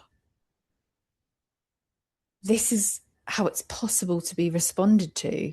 You mean I'm not broken? I'm not going to keep getting the same harsh response because there's something awful, revolting, abhorrent about me. And that is, for me, like, again, a devastation and a tragedy and a loss, that rather than moving in when adults are having these big feelings and thinking, oh my goodness, what an incredible opportunity, we can shift something here. Instead, so much of our culture is fixated on moving in and reinforcing the message that, yes, there was always something wrong with you. There's still something wrong with you now. We'll kind of try our best to, you know, sort of adjust and mold and and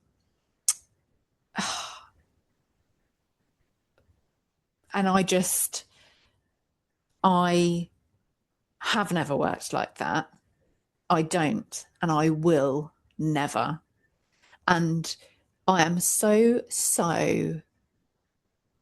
like beyond grateful with my entire heart that you've given me the opportunity today to speak this, because I feel like even if I was to go the rest of my life and none of this changes, I have,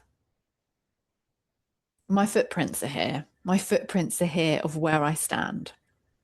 And I have no doubt in my mind that humanity will look back on this time of regulation in the same way with looking back at times of like corporal punishment, and we'll see this, they will see this as a form of, and I know these are big words, but like domination, and they will see this as a form of harm.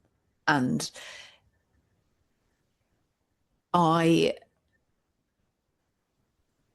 if I can be any tiny part in however many generations it may or may not take, like,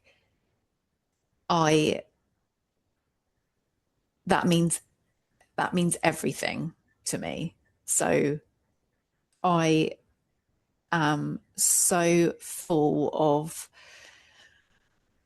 like, just so full of fulfillment that we've had this conversation, and just spending so much time feeling literally like on the sea alone in my paddle boat for these couple of hours. Like, I'm like, oh, like, it's not just me.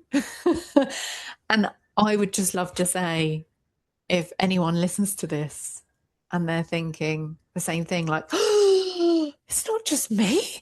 Like, oh my goodness, there's like two people here talking about like that maybe it's not a fit for them or a fit for the entire human species.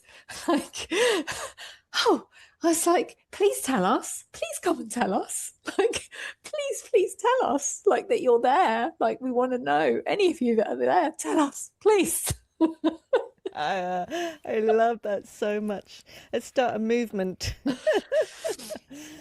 The Reconsidering Regulation movement. Yeah. Yeah. Yes. I see your footprints. I welcome your footprints. I love your footprints. I'm here to support you in speaking.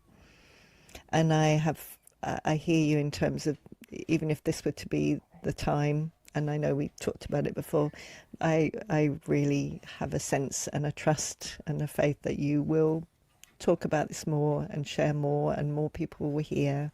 And I'm here to support you, and I'm here with you. And as we've talked about, we are curious about what may come about from this. But Yes. I support you, not even a percentage. I just completely, wholeheartedly support you. Thank you. Thank you for knowing and listening to yourself right from the beginning. Thank you for all the ways you stand in what I see as deep integrity in relation to this word, and all the ways you support mothers and families, babies, and the way you champion, no, the way you deeply celebrate feelings, all feelings, big feelings. I really appreciate you, and I love the way you speak and articulate all of this. I think it's really beautiful. So thank you. Thank you, Marion. And I would just love to say that without the just, it's so hard to put into words, but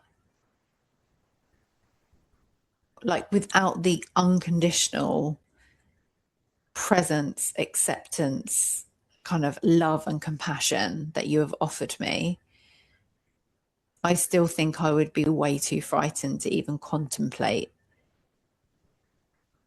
speaking this. So and also it was only with you when I was having mentoring sessions with you.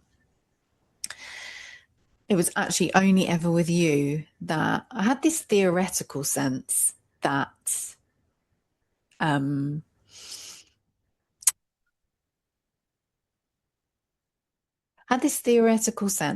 crying and having someone listen to you would be healing. But I'd never had anyone listen to me, I don't feel, without an agenda. Like, even people that have been like, I'm here with you and you're crying, but I would like you to kind of stop, don't cry too much. Like, oh.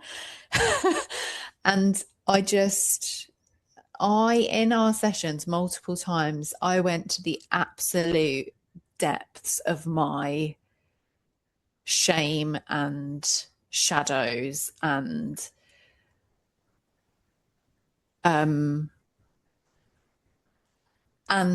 it was only then, in those moments, I realized there was nothing to fear. And without that from you, I'd still be terrified. And I think that's why, now I've experienced that, like I said, I heard this cognitive sense of, I think that's probably the most helpful thing. And now, having actually received that, that's why it's just so important to me, because I know the place I could have been stuck in and shackled to. And I'm free. And I would not have done that alone. And I just love for everybody to hear I think we can get so focused on all the things we need to do for our child and the way we like to be the best parent and to do the and it's like, actually allowing yourself to grieve and mourn and wail, and that is the most incredible gift.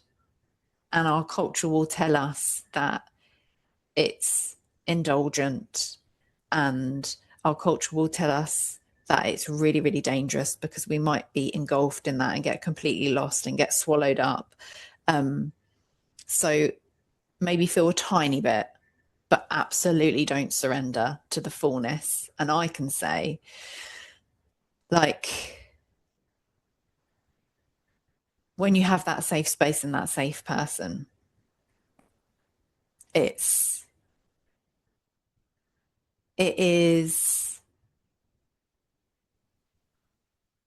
taken my mothering to a completely different, I'm not going to say level, that feels like sport and competitive, but to a completely different, I don't know, what's the word I'm looking for? Completely different, just existence. Yeah. Because I've received it. And I just want to say, like, you are so worthy of receiving. And whatever that looks like for you, we support you. And yeah, just you are worthy. I think that just feels really, really important for me to speak. I think because of my own story. And yeah.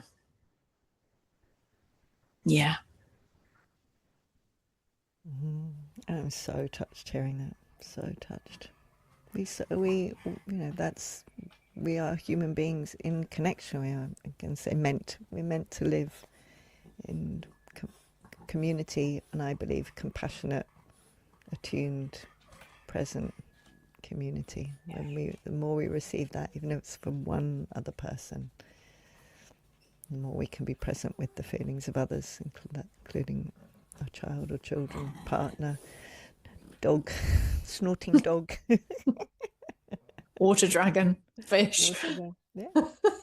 And that is the beauty, isn't it? Because to me, that's what we return to. The more, again, from the Marion method map, the more, in my experience, the more comfortable I become to feel and express the deepest, every layer on the spectrum of what I call love hurt. So sadness all the way down to, say, abject, was it an apt term? Abject grief, like for all the way.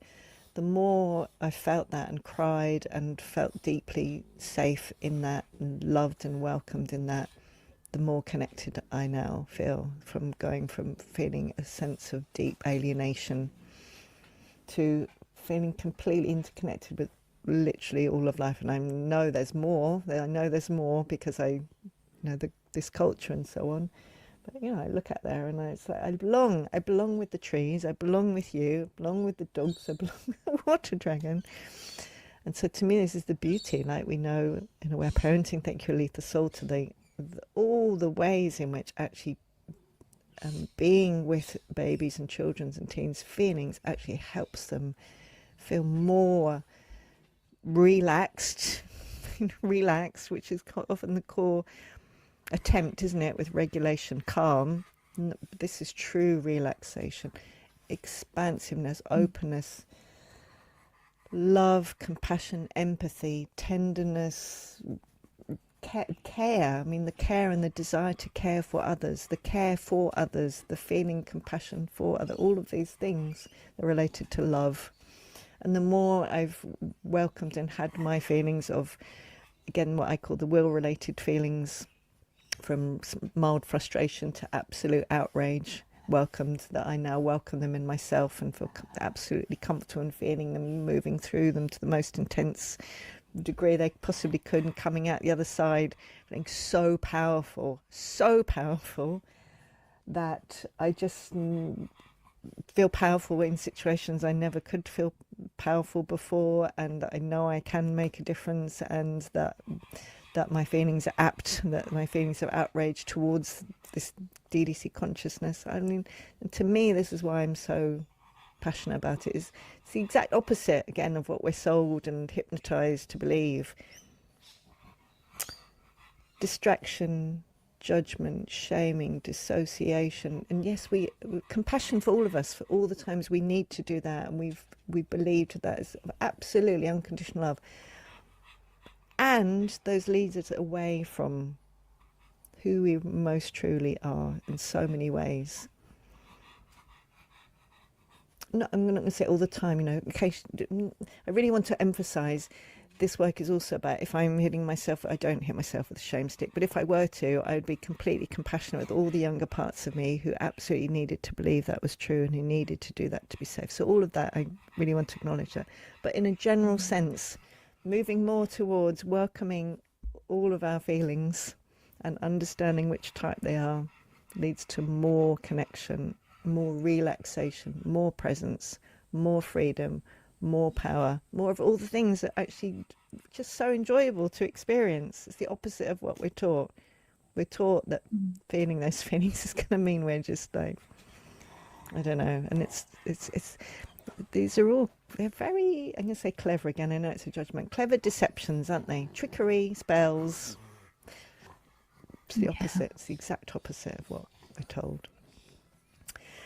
So I know it's just about our time, and I know you were, in the language you were using, I had the sense that you were feeling that too. I've got a very panting dog here.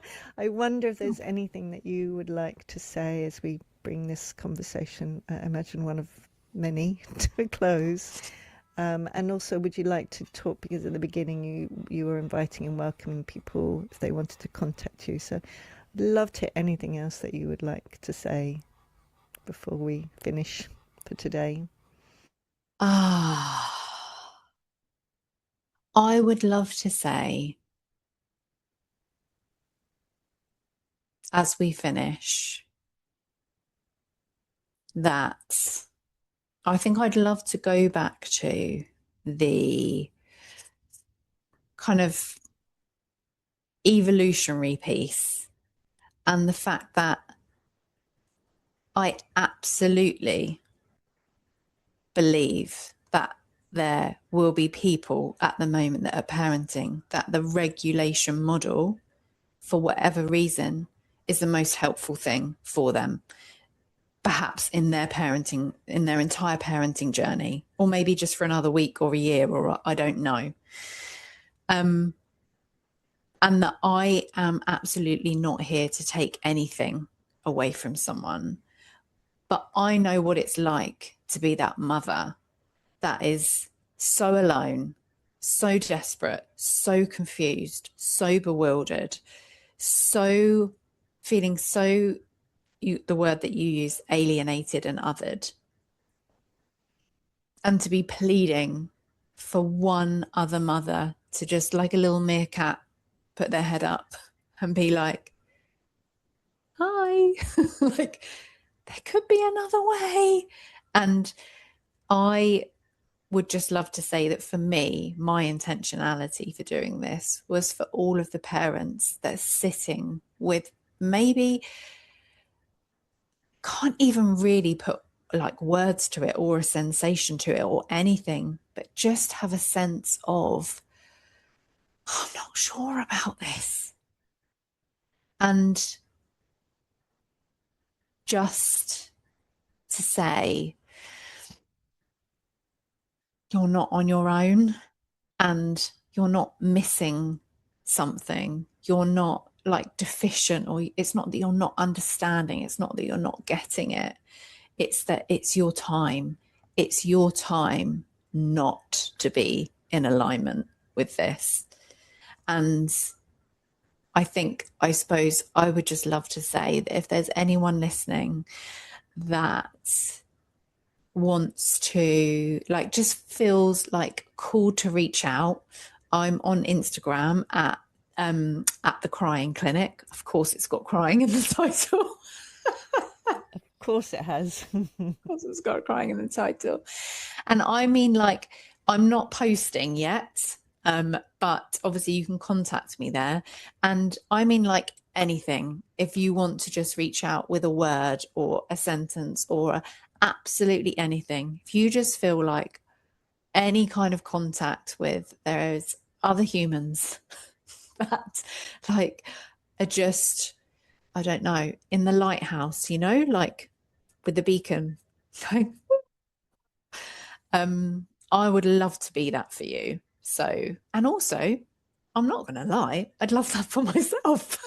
Like, um, so yeah, and equally, anyone that's listening that is having any kind of big or uncomfortable or difficult feelings, or personally, I also really welcome that. I don't welcome necessarily like being attacked, like, but I will always welcome standing in a space where two things can be true, or even more things than that. So yeah, and I think I just would love to say that for me, this conversation was about curiosity. And I really trust, and I'm so willing for it to land and be received that way. I think that feels, yeah, I think that feels complete for me. How about you? Yes, yes, yes, yes, yes. I've loved this. Thank you. Yum. Oh, thank you so much. Thank you for being you. Thank you for caring so much about this. I remember when I first wrote the first article about Innate back in the day. I think I said why I don't say or write the word regulation a few years ago, and I remember I had quite a lot of responses from people who had lots of big feelings. So I love that I really appreciate you, because I know I get in my biggest picture cultural change, and I really want to acknowledge similarly, and this in my own way. I really welcome and send love to any feelings that anyone has when they've heard this or watching this. And this is about more love, more compassion, more power, not less. So yeah, just so much love to however you feel having watched or listened. And thank you to you, Katie. And I'm excited to see what might want to unfold in relation to this, and I trust that it will become clear. So also, if anyone has any ideas that they would like to share with either or both of us, I would also love to hear. So thank you, Katie. So much love. Thank you so much for inviting me. I don't even know if I invited you. I think we That's just true. like, we're doing this. I don't know. I just like, but yes, that's such a pleasure. Thank you for coming and being a part of this movement. Yeah, I love that. It's a movement. Yeah. You've said it now. Yeah, You've said it. I know, twice, I believe. I said footprints and you said movement. It's to start with the footprint. Well, both ends, isn't it? It's the standing Yes. in and the movement. Love and will. I love that. Yeah, me too. Okay, so much love to the listeners and watchers, and to see you next time. I do want to just say as a PS, I did leave these. If you're watching, I left those cobwebs because there's a little spider right now making that web, and I wasn't going to get rid of it. So just to let you know that I deliberately chose to keep it there. Lots of love.